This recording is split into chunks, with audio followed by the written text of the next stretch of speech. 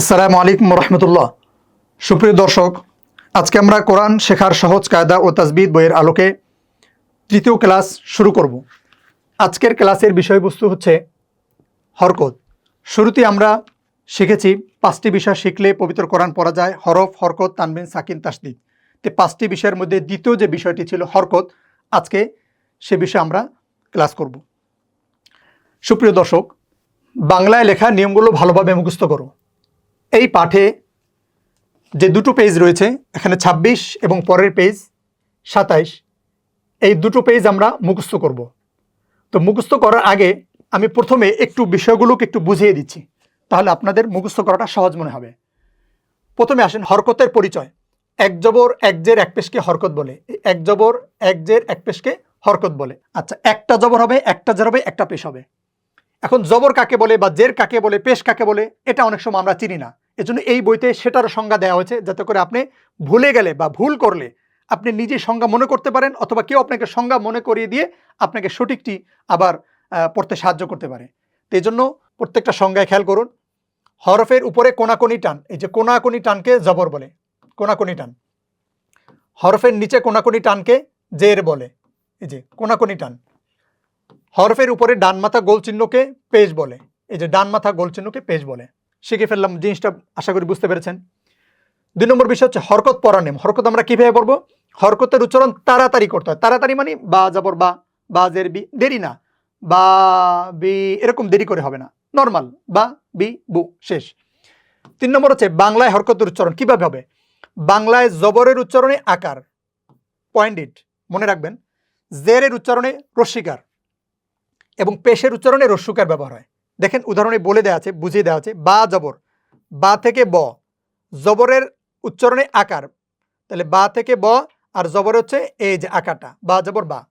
বাজের বি, বা পেশ বু, বা থেকে ব, পেশে হচ্ছে রস্যকার, বা পেশ বু।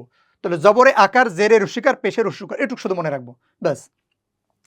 ব্যতিক্রম, ব্যতিক্রমটা শুধুমাত্র জবরের ক্ষেত্রে।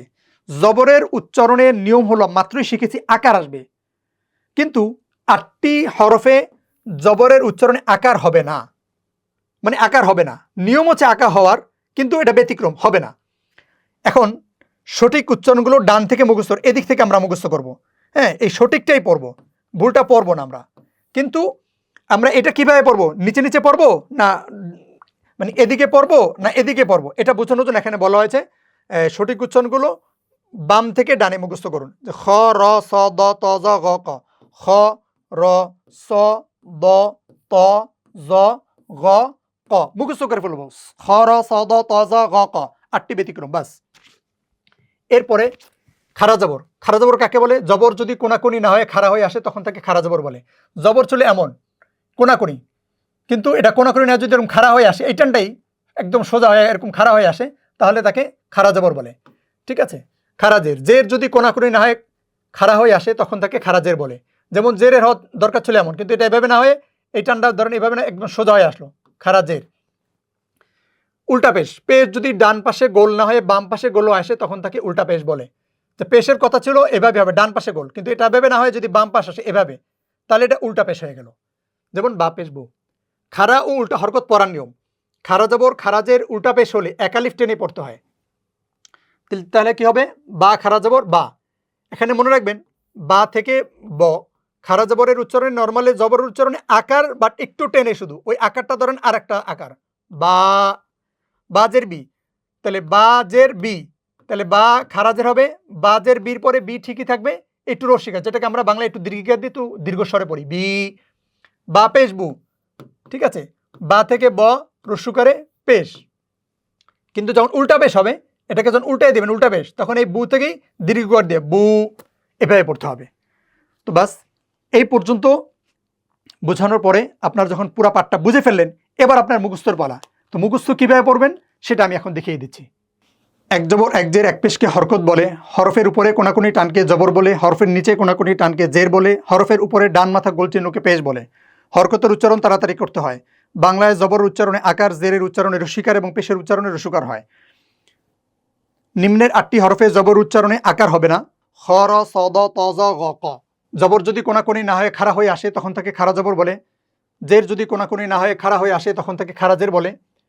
পেশ যদি ডান পাশে গোল না হয়ে বাম পাশে গোল হয়ে আসে তখন তাকে উল্টা পেশ বলে। খাড়া জবর খাড়া জের উল্টা পেশ হলে একালিফ টেনে পড়তে হয়। ব্যাস এতটুকুই অংশ শুধু আমাদের মুখস্থ। এই অংশ যখন আমাদের মুখস্থ হয়ে যাবে এরপরে আমরা নিচের প্র্যাকটিসে যাব। তো পূর্বের মতো এই বইয়ের যে বৈশিষ্ট্য রয়েছে যে প্রত্যেকটা অনুশীলনী কি দুইবার করে দেয়া আছে, একটা নমুনা অনুশীলন আর একটা হচ্ছে মূল অনুশীলন। এটা হচ্ছে নমুনা এবং তারপরে হচ্ছে এই যে মূল অনুশীলন।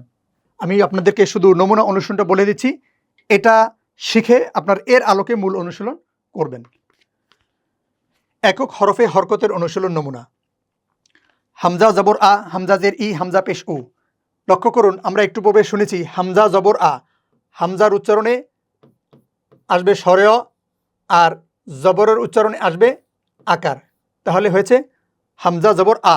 এভাবে হামজা জের ই, হামজা পেশ উ, হামজা জবর আ, হামজা জের ই, হামজা পেশ উ, আ ই উ, বা জবর বা, বা জের বি, বা পেশ বু, বা বি বু, তা জবর তা, তা জের তি, তা পেশ তু, তা তি তু, সা জবর সা, সা জের সি, সা পেশ তু, সা সি সু, জিম জবর যা, জিম জের জি, জিম পেশ জু, যা জি জু, হা জবর হা, হা জের হি, হা পেশ হু, হা হি হু, খ জবর খ, খ জের খি, খ পেশ খু, খ হি খু, দাল জবর দা, দাল জের দি, দাল পেশ দু, দা দি দু, জাল জবর দা, জাল জের দি, জাল পেশ দু, জা দি দু, র জবর র, র জের রি, র পেশ রু, র রি রু, জা জবর জা, জা জের জি, ঝা পেশ দু, ঝা জি জু, সিন জবর সা, সিন জের সি, সিন পেশ সু, সা সি সু, সিন জবর সা, সিন জের সি, সিন পেশ সু, সা সি সু, সদ জবর সদ, সদ জের সি, সদ পেশ সু, স সি সু, দদ জবর দ, দদ জের দি, দদ পেশ দু, দ দি দু, ত জবর ত, ত জের তি, ত পেশ তু, ত তি তু, জ জবর জ, জ জের জি, জ পেশ জু, জ জি জু, আইন জবর আ, আইন জের আই, আইন পেশ উ, আ ই উ, গইন জবর গ, গইন জের গি, গইন পেশ গু, গ গি গু, ফা জবর ফা, ফা জের ফি, ফা পেশ ফু, ফা ফি ফু, কব জবর ক, কব জের কি, কব পেশ কু, ক কি কু, কাব জবর কা, কাব জের কি, কাব পেশ কু, কা কি কু, লাম জবর লা, লাম জের লি, লাম পেশ লু, লা লি লু, মিম জবর মা, মিম জের মি, মিম পেশ মু, মা মি মু, নুন জবর না, নুন জের নি, নুন পেশ নু, না নি নু, ওয়াও জবর ওয়া, ওয়াও জের উই, ওয়াও পেশ বু, ওয়াও উই বু, হা জবর হা, হা জের হি, হা পেশ হু, হা হি হু, হামজা জবর আ, হামজা জের ই, হামজা পেশ উ, আ ই উ, ইয়া জবর ইয়া, ইয়া জের ই, ইয়া পেশ ইউ, ইয়া ই ইউ। ব্যাস এই হলো আমাদের নমুনা প্র্যাকটিস। যখন নমুনাটা আমি পড়বো একবার বা দুইবার পড়া হবে, তারপর আমরা ঠিক সেম এই আলোকে পরের পেজ মূল এটা আমরা নিজে নিজে প্র্যাকটিস শুরু করব। তো সেই আলোকে হামজা জবর আ, হামজা জের ই, হামজা পেশ উ, আ ই উ, বা জবর বা, বা জের বি, বা পেশ বু, বা বিবু। তো যখন নমুনা শেষ করে মূলটা আপনি শেষ করবেন, এরপরে আপনি সরাসরি শব্দের মাঝে হরকতের অনুশীলন এই পাঠে চলে আসবেন। তো এখানেও একই কথা, নমুনা আছে এবং মূল আছে। আমি নমুনাটা বলে দিচ্ছি, আপনারা মূলটা নিজে নিজে প্র্যাকটিস করে নেবেন। বা জবর বা, বা জবর বা, বা বা।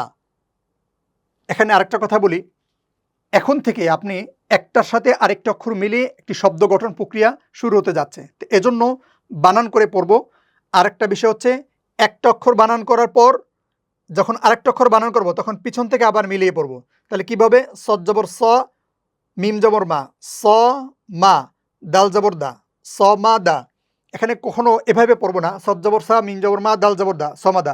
তিনটা শেষ করে একসাথে মিলিয়ে বলবো না, এটা না, বরং একটা পড়বো আরেকটা মিলাবো, পিছন থেকে আবার পড়বো, একটা সামনে মিলাবো আবার পিছন থেকে আরেকটা পড়বো। তো সেই হিসেবে পরের শব্দে যাচ্ছি। জালজের জি, কাবজের কি, জি কি, রজের রি, জিকিরি, সাপেস সু, লাম্পেশ লু, সুলু, সাপেস সু, সুলুসু, বতপেশ দু, রজের রি, দড়ি, বা জবর বা, বড়ি বা। ব্যাস এই আমাদের নমুনা হয়ে গেল। যখন নমুনা আপনি শিখে ফেলবেন যে কিভাবে বানানটা করে, সেই জিনিসটা যখন আপনি শিখে ফেলবেন, এরপরে আপনি এই মূল অংশ থেকে নিজে নিজে প্র্যাকটিস শুরু করবেন। দাল জবর দা, দাল জবর দা, দাদা, বা জবর বা, আইন জবর আ, বা আ। যদি কখনো এমন হয় এটা দাল কিনে ভুলে গেছেন, তাহলে ওই যে সূত্র পূর্বে বলেছি, বাঙ্গা হাত নুক্তা ছাড়া দাল, ওই কথা মনে পড়লেই ইনশাল্লাহ আপনি অক্ষরটা আবার চিনে ফেলবেন। এই পাঠ শেষ হওয়ার পরে এরপর আসুন আমাদের যে উদ্দেশ্য, পবিত্র কোরআন শেখা। তো আমরা হরকত পাঠ শেখার পরে আমরা সরাসরি কোরআন থেকে হরকতের অনুশীলন করব। এখানেও একই কথা, নমুনা এবং মূল দেয়া আছে। তো নমুনাটা আমি একটু দেখিয়ে দিচ্ছি, মূলটা আপনারা প্র্যাকটিস করে নেবেন। দেখেন, জাল খারা জবর যা, এই যে জাল খারা জবর যা লেখা আছে, হ্যাঁ। তারপরটা হচ্ছে লামজের লি, কাব জবর কা, কাফ জের কি, এই কাব জের কি দেওয়া আছে, এখানে এই অংশটা দেওয়া হয় নাই কেন? এটা আপনি শিখেন নাই, এর জন্য এটা বলে দেওয়া হয় নাই। তা খারা জবর তা, এটা শিখেছেন। বা পেশ বু, লাম জবর লা, র জবর র, ইয়া সাকিন, এটা আপনি শিখেন না, এই জন্য এটা পড়ার দরকার নেই। বা জবর বা। তাহলে এখানে অক্ষরগুলো আপনি একবার নিজে নিজে দেখবেন চিনেন কিনা, যেহেতু আপনি হরফ নিয়ম শিখে ফেলেছেন। এরপরে হরকত, এক জবর এক জের এক পেশ, এই অংশগুলো পড়বেন। উদাহরণস্বরূপ যদি আপনি ভুলে যান এটা কি, বা পেশ বু এখানে তো দেয়া আছে, কিন্তু আপনি যখন পরবর্তীতে মূলে চলে যাবেন, এই মূলে যখন প্র্যাকটিস শুরু করবেন, এটা আপনার জানা নেই এটা কি হবে, হা পেশ হবে না জবর হবে না জের হবে। তাহলে আপনি ওই যে পিছনে যে সংজ্ঞা দেয়া আছে এই বইয়ের 26 নম্বর পৃষ্ঠা শুরুতে যেটা আমরা শিখিয়েছি, হরফের উপরে ডান মাথা গোল চিহ্নকে পেশ বলে। তো আপনি দেখতে পাচ্ছেন হরফের উপরে এই ডান মাথা গোল চিহ্নকে পেশ বলে। বাস ওই সংজ্ঞাটা মনে রাখলে আপনি এখানে ভুল করলেও নিজে নিজে আবার শুধু নিতে পারবেন। ঠিক অনুরূপভাবে এখানে জের, এটা চিনতে ভুল করছেন, তাহলে আবার পিছনে যাবেন, হরফের নিচে কোনাকুনি টানকে জের বলে, তাহলে এটা জের হবে। জবর বুঝতে ভুল করতেছেন, মনে পড়ছে না, তাহলে ওই নিয়মটা আবার রিভিউ করবেন যে হরফের উপরে কোনাকুনি টানকে জবর বলে। ব্যাস, এই ছিল আজকের আমাদের ক্লাস। এরপরে হচ্ছে প্রশ্নমালা। এখানে একই কথা, যদি সময় থাকে সুযোগ থেকে আপনি প্রশ্নমালাগুলোর প্রত্যেকটির অ্যান্সার নিজে নিজে দেওয়ার চেষ্টা করবেন। এতে করে পুরো পাঠটি আপনার আত্মস্থ হবে এবং এই পাঠের উপর আপনার দক্ষতা আরও বৃদ্ধি হবে। আর যদি সময় না থাকে তাহলে এই পেজ না পড়লেও চলবে। পুরা পাঠে আমরা যদি একটু পিছনে যাই, তাহলে দেখতে পাবো আপনার মুখস্থ পড়া এই মাত্র হচ্ছে এতটুক অংশ, পরে হচ্ছে এতটুক অংশ। বাস এতটুক শুধু বাংলা উদাহরণ বাদ দিয়ে শুধু মৌলিক কয়েকটা লাইন আপনি শুধু মুখস্থ করবেন। এরপরে বাকিটা হচ্ছে দেখে দেখে প্র্যাকটিস। আশা করছি এই পুরা পাঠটা পড়তে আপনার মুখস্থর জন্য আমি ধরে নিই 5 মিনিট বা 10 মিনিট, আর বাকি পাঠটা পড়ার জন্য আরও ধরেন আধা ঘন্টায় ধরে নিলাম। আপনার 1 ঘন্টারও কম সময়ের মধ্যে ইনশাআল্লাহ আপনি হরকতের পুরা প্র্যাকটিস এবং হরকত বিষয়ে আপনি একটা দক্ষতা অর্জন করতে সক্ষম হবেন। তো আজকের ক্লাস এই পর্যন্তই। সকলে এই হরকত পাঠের যতটুকু মুখস্থ করার কথা বলা হলো সেটুকু ভালোভাবে মুখস্থ করে এবং যেটা অনুশীলন করার কথা রয়েছে সেটাকে অনুশীলন করে দক্ষতার সাথে পুরো পাঠটি আপনি সমাপ্ত করেন, সে প্রত্যাশা এবং আশা রেখে আজকের মতন ক্লাস এখানে শেষ করছি। আসসালামু আলাইকুম রহমতুল্লাহ।